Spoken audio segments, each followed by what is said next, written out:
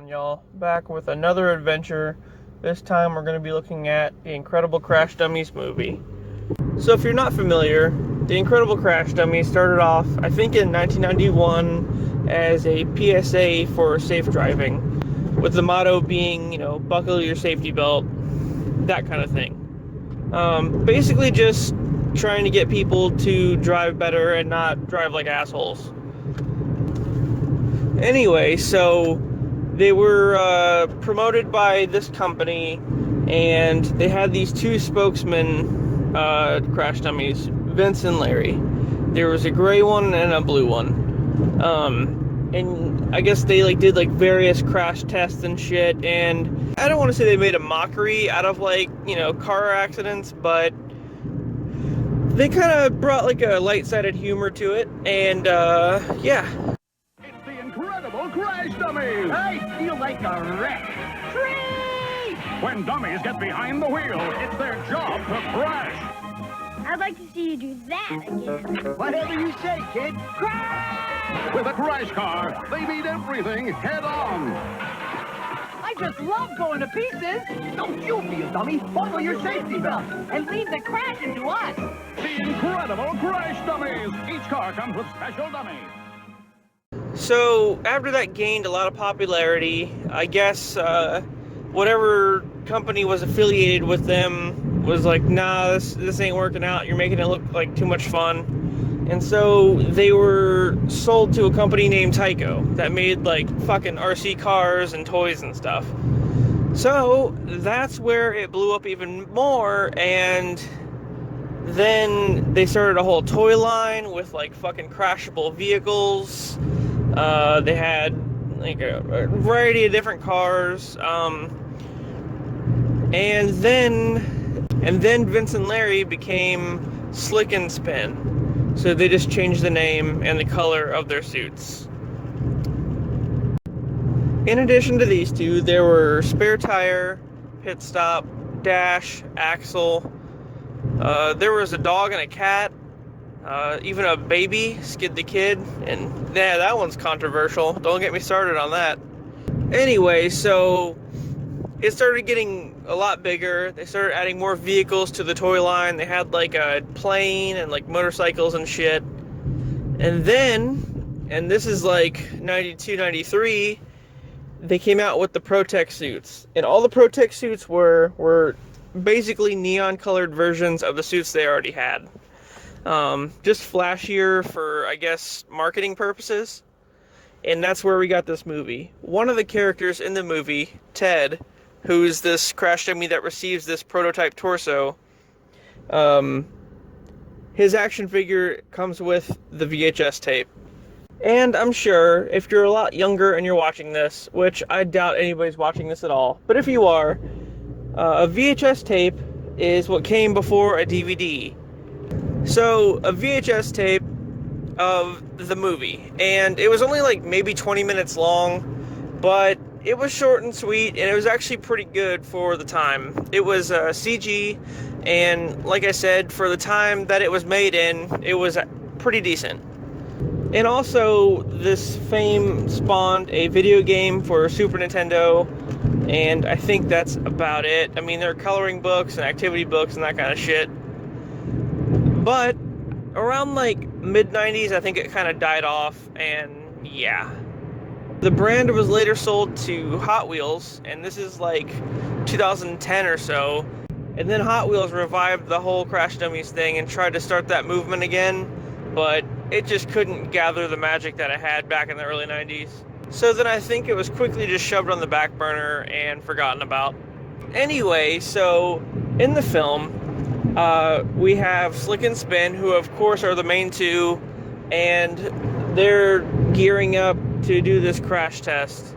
I guess they're roommates or whatever, and they live in this crazy fucking house with stilts. And yeah. So anyway, all the dummies go to this crash test center ran by this guy, Dr. Zub. And he's coming out with this new prototype torso, which apparently is invincible, it can't be damaged, and yeah, so, oh yeah, and it's called the Torso 9000, for whatever reason, I guess just to make it sound futuristic. So the one dummy that gets to test it is Ted. They don't really talk about Ted all that much prior to this, just that he's the recipient of the new torso. So they're talking to Dr. Zub about the test, and he mentions that there's this prototype dummy head that they worked on prior to this, but it was corrupted and caused a bunch of fuckery. So they pretty much just like put it on display in this room, which I don't know why it's not locked away somewhere, but anyway, the night before the test, they send in this fucking janitor guy to clean up, and you know, he's just a fucking clumsy asshole and knocks a bunch of shit around and ends up confusing the fucking evil dummy head with Ted's. And I mean, I don't know why he's trying to assemble the fucking thing, but then he proceeds to attach the evil head to the Torso 9000. This results in it becoming alive and then sucking up the janitor and a fucking vacuum cleaner, and then he assembles the rest of his body with random junk parts and becomes Junkman. So the next day, they're walking through the fucking place, and yeah, I bet that guy feels like a real piece of shit. But, you know, whatever. So they find out, like, the hideout for this Junkman guy, and Dr. Zub sends Slick and Spin over there to retrieve the Torso 9000 back. And it's just a long journey of fuckery. He has, like, these 3 minions that he makes out of junk parts, and really there's only, like, half a brain between the 3 of them. But they sabotage these planes that they were going to fly over there with, and they end up crashing them. And so eventually they make it to like this weird like trash mountain where he's like, you know, fortified some kind of base. Oh, and he kidnapped the doctor, so he has the doctor hostage. And he plans to extract all of this knowledge out of his head for the Torso 9000.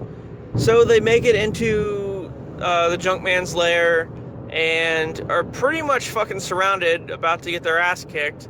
And then all these other dummies show up and pretty much murder the fucking henchmen. I think one guy crashes into him with like a truck. I don't know. It gets crazy. And pretty quickly, Junkman just tries to get away and gets caught by this giant electromagnet. And that's pretty much the end of that.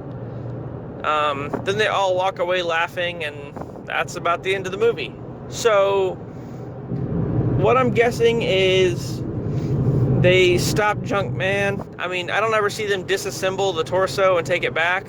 By that point, it's probably all fucked up anyway. I mean, it's got a bunch of fucking trash welded to it, so I don't know if it's even good anymore. But, be that as it may, they fucking rescue the doctor, and hooray. Like I said, it's not a bad movie, but it's meant for kids, and it's not a long movie at all, but it's just mainly to show you who the Crash Dummies are, and that sort of thing. Crash Dummies aren't really around anymore. I'm sure you could find them all over eBay, and they're like really expensive for whatever reason, because I guess they're really rare now. But yeah, I mean, they were still fun to play with. I mean, you could just fucking cause a bunch of crazy accidents and shit. I'm sure parents love that. Alright guys, well, that was the Incredible Crash Dummies movie. And yeah, I'll see you on the next one. Don't you be a dummy. Buckle your safety belt. And leave the crashing to us.